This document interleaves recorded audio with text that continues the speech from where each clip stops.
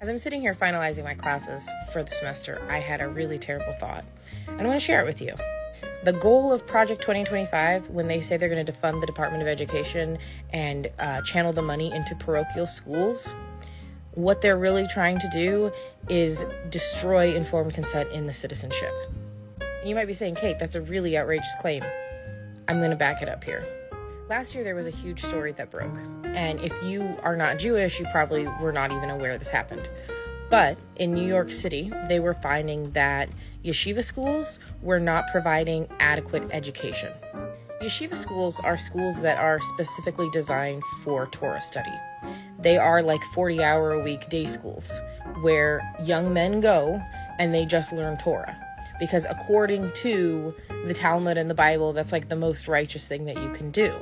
The problem with this is, in ultra-Orthodox communities, the men that come out of Torah schools are not equipped to function in the real world. They often end up in jobs that are like cab drivers or janitorial and things like that.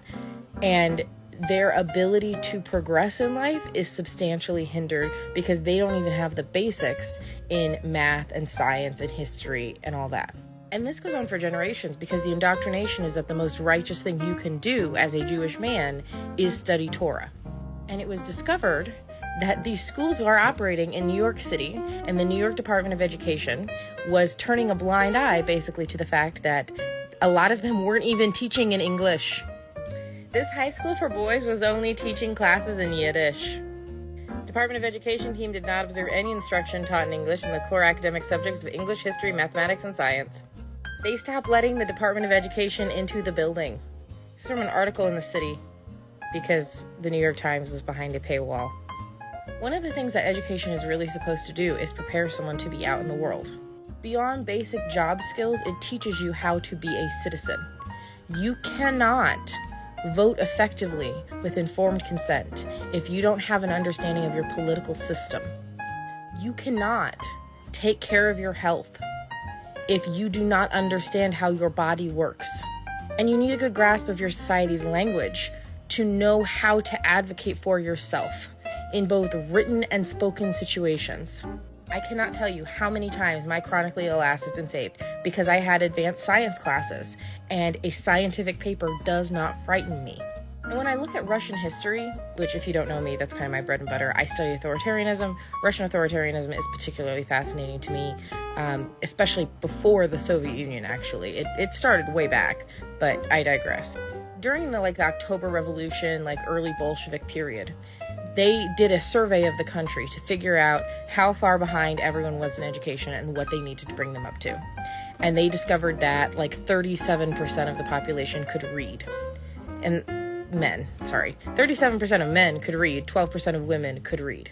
So they launched massive re-education efforts to bring everyone up to speed. But when you have not had formal education, it really is difficult. Your brain does not know how to learn if it has not been made to learn. It doesn't mean they were dumb. It means they had not been given the opportunities they needed during the critical periods of their brain. And so they would sit through informational lectures about what was happening in their country and who they could vote for and all of this stuff. And then you'd ask them, okay, who are you voting for? And they'd say, well, I'm voting for the Tsar. We sit here with our modicum of education and we say, well, there's different types of political systems. There's different ways that we can do this. They had no conception of that. They only knew the Tsardom. They had not sat in a class and learned, well, France is doing it like this and the US is doing it like this. How do we want to do this? They were not able to vote with informed consent.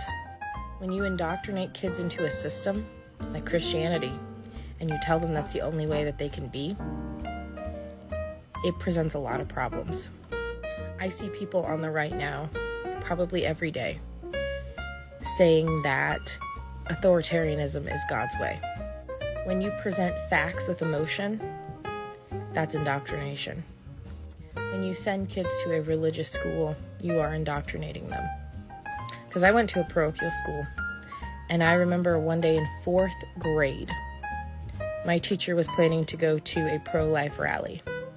And so she derailed the entire day to teach us about the evils of abortion.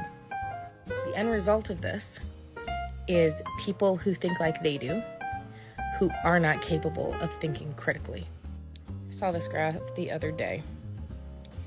And what's really interesting here is a lot of these schools, ignore Russia. We're gonna do that. A lot of these places that are yellow, that were only 10 to 29% of the population is absolutely certain God exists, they have much higher levels of academic achievement and performance than we do in the United States. As it is, our public schools are being outpaced completely by European public schools. And no one's ready to have this conversation, why this might be a problem. I want you to keep an eye on these states. We've got Oklahoma, Missouri, Arkansas, Louisiana, Alabama, Mississippi, Georgia, South Dakota, North Dakota, Tennessee, Kentucky, and West Virginia. Good Lord. Those are going to be important in a second. Also note Massachusetts, Vermont, New Hampshire, and Maine. These are the top performing states for public education in the country. You notice we got New Hampshire, Vermont, Massachusetts is way up there, and Maine. Not a single one of these very Christian states are up here in the rankings. In fact, if we look down here towards the bottom, that's kind of where you're going to find a lot of them. I don't know what's happening in Nevada and New Mexico. In Nevada, I can assume it's the Mormons, but New Mexico, I don't know. We are substantially behind as a nation in STEM. It requires critical thinking to be in STEM. Indoctrination does not allow for critical thinking. And the thing is, at the end of the day, I'm not anti-Christianity. I know that probably sounds like anathema given everything I just said, but what I am against is indoctrination and authoritarianism. If you personally hold a belief system, I'm going to respect that.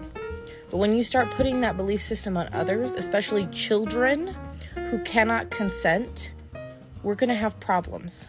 And before you come at me and say I'm Jewish and don't have a dog in this fight, I wasn't always a Jew.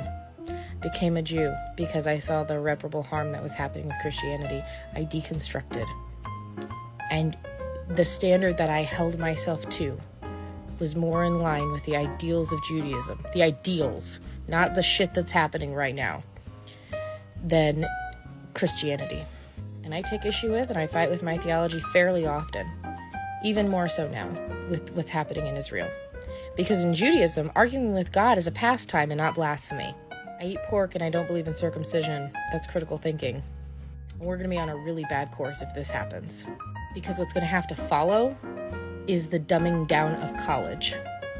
Every spring, I watch unschooler parents lose their shit because their newly graduating child never learned to read, or they forgot to teach a subject for years, or, so many other things. I have seen unschoolers talk about how when they graduated from homeschooling and then tried to go on to college, it took them upwards of 10 years to get a degree because they did not even know enough to be able to take the remedial classes.